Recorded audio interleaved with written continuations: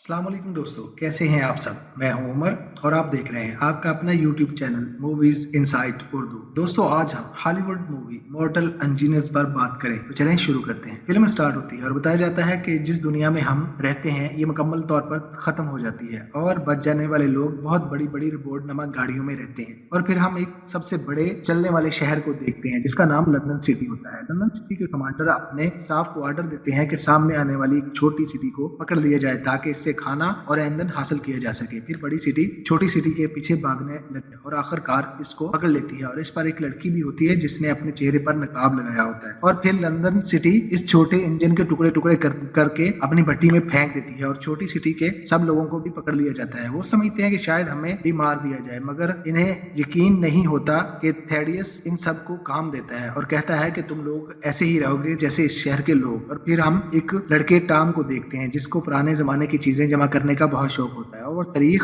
और साइंस में महारत रखता है। फिर टॉम से थेडियस की बेटी मिलती है। वो टॉम से जानना चाहती है कि वो दुनिया जिस पर हम पहले रहते थे कैसे तबाह हुई। फिर टॉम बताता है कि हमारी दुनिया एक हथियार जिसका नाम मेडोसा था इसकी वजह से खत्म हो गई थी। और बताता है कि कुछ लोग अभी भी ऐसे हैं जो पुराने तरीके से ही दुनिया पर रह रहे हैं। और फिर हम इस लड़की को देखते हैं जो कि नकाब में होती है। वो चाकू लेकर थेडियस तरफ बढ़ रही होती है ताकि वो इसको मार सके और टॉम उसे देख लेता है, रोकने की कोशिश करता है, मगर वो इस तक नहीं पहुंच पाता और वो लड़की थेडियस के पेट में चाकू घुसा देती है और कहती है कि ये मेरी माँ का बदला था। हेस्टर शॉ नाम सुनते ही थेडियस चौंक जाता है। ये फिर से थेडियस पर हमला करने की कोशिश करती है, मगर तब तक वहां टॉम पहुंच जाता है और उसको रोक लेता है। फिर हेस्टर शॉ वहां से भाग जाती है। टॉम भी इसके पीछे भाग पड़ता है और थेडियस भी इनकी तरफ चला जाता है। फिर हेस्टर शॉ भागते हुए स्लिप होकर एक बहुत ही बड़े कुएं में गिरने लगती है, लेकिन टॉम इसका हाथ पकड़ लेता है। फिर ये लड़की बताती है कि थेडियस वैसा नहीं है जैसा वो दिखता है। वो बहुत बड़ा कातिल, खूनी और दरिंदा है। इसने मेरी माँ को भी कत्ल किया है। और फिर अपना हाथ छुड़वाकर इस कुएं के अंदर गिर जाती है। असल में इस सिटी का सारा वेस्टेज इसी के जरिए बाहर जा रहा होता है। और फिर थेडियस भी वहीं आ जाता है। टॉम घबराई हुई हालत में बताता है कि वो लड़की आपको कातिल, खूनी और दरिंदा कह रही थी। थेडियस टॉम को भी इस कुएं में धक्का देकर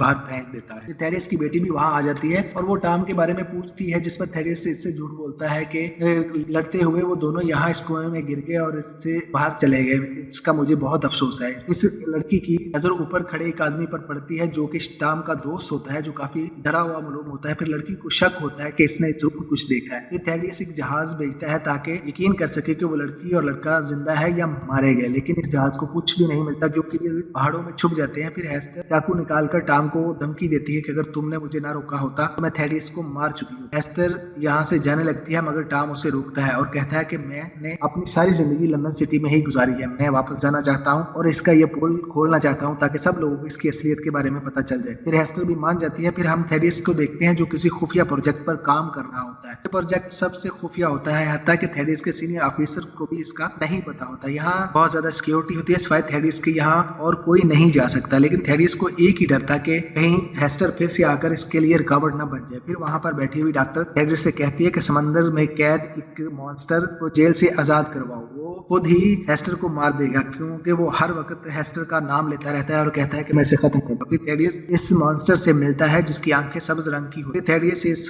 जेल पर हमला कर देता है और वो मॉन्स्टर भी आजाद हो जाता है और हेस्टर को मारने के लिए चला जाता है। फिर हेस्टर और टॉम कुछ खाकर सो जाते हैं। फिर कुछ दिन बाद से हेस्टर की आंख खुल जाती है और वो देखती है कि टॉम इन लोगों से मदद मांग रहा होता है। असल में वो शिकारी सिटी होती है जो इन पर हमला कर देती है, लेकिन इस वक्त एक और सिटी आकर इनकी जान बचा लेती है और इनका बहुत ख्याल रखती है और इनको खाना भी देते हैं। दूसरी तरफ थेडियस की बेटी को इसके बाप की जान खतरे में है। फिर वो टॉम के दोस्त से मिलती है। फिर थेडियस की बेटी कहती है कि तुम कुछ जानते हो, प्लीज मुझे बताओ। फिर टॉम का दोस्त कहता है कि तुम जानकर क्या करोगी, जिस पर वो कहती है कि मेरे बाप की जान को खतरा है। लेकिन वो लड़का कहता है कि अगर किसी की जान को खतरा है तो वो हम सब हैं, तुम्हारे बाप ने ही टॉम को धक्का देकर कुएं में फेंका था। फिर वो बताता है कि तुम्हारा बाप एक खौफनाक हथियार बना रहा है जिससे वो इन शहरों पर हमला करेगा जो हमारी तरह मॉर्टल इंजन पर नहीं रहते, बल्कि वो लोग जमीन पर ही रहते हैं। और वो इनकी दीवारें तोड़ना चाहता है क्योंकि तुम्हारे वालिद को लगता है कि वो वहाँ बहुत सारा खाना, हथियार, ईंधन है और इसलिए वो इन्हें हासिल करना चाहता है। और फिर से हम हेस्टर और टॉम को देखते हैं जिन्हें पता चलता है कि जिन लोगों लोगों ने इनकी मदद की थी वो इनको ठीक रास्ते पर नहीं लेके जा रहे थे। फिर वो वहां से भागने का सोचते हैं, सीक्रेट दरवाजा खोलकर वहां से भागने लगते हैं, मगर हेस्टर की एक टांग जख्मी होती है, वो यहाँ से नहीं निकल सकती। तो टॉम भी रुक जाता है क्योंकि अब वो उसे पसंद करने लगता है और फिर वो लोग इन दोनों को वहां से ले जाते हैं जहाँ इनको गुलाम बनाकर बेच दिया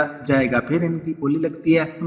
फिर एक आदमी इन्हें खरीदने ही लगता है कि अचानक वहां लंदन सिटी से भागी हुई एक लड़की एना फ्रैंक आ जाती है। असल में एना थेडियस की पॉलिसी के खिलाफ होती है, इसलिए थेडियस इसकी जान का दुश्मन बन जाता है, जिसकी वजह से वो वहां से भाग जाती है। फिर एना फ्रैंक लोगों पर फायरिंग करके हेस्टर और टॉम को वहां से ले जाती है। फिर ग्रीन आंखों वाला मॉन्स्टर भी वहां आ जाता है और पता चलता है कि हेस्टर इसको बहुत अच्छी तरह से जानती है। फिर काफी लड़ाई के बाद एना इन दोनों को इस मॉन्स्टर से भी बचा लेती है और इनको अपने जहाज में बिठाकर चली जाती है। फिर एना पूछती है कि तुम इस मॉन्स्टर को कैसे जानती हो और वो तुम्हें मारना क्यों चाहता है। फिर हेस्टर बताती है कि मॉन्स्टर जिसका नाम सराइक है, इसने मुझे पाला था और बड़ा किया। जब थेडियस ने मेरी माँ को मार दिया तो उसी ने मुझे पाला। मैं बहुत उदास रहती थी, जिस पर उसने मुझे कहा कि तुम्हें भी मैं अपनी तरह मॉन्स्टर बना दूंगा ताकि तुम्हारी याददाश्त चली जाए और तुम फिर कभी उदास ना रहो और मुझसे वादा करो कि तुम मॉन्स्टर बनोगी। फिर मुझे पता चलता है कि थेडियस जिंदा है, तो वो मैं वहां से भाग जाती थेडियस को मारने के लिए। इसी वजह से वो मॉन्स्टर मेरा दुश्मन बन जाता है। फिर हम लंदन सिटी को देखते हैं जो कि अपने डिसाइडेड डायरेक्शन की बजाय कहीं और ही तरफ जा रही होती है। फिर थेडियस का सीनियर ऑफिसर सामने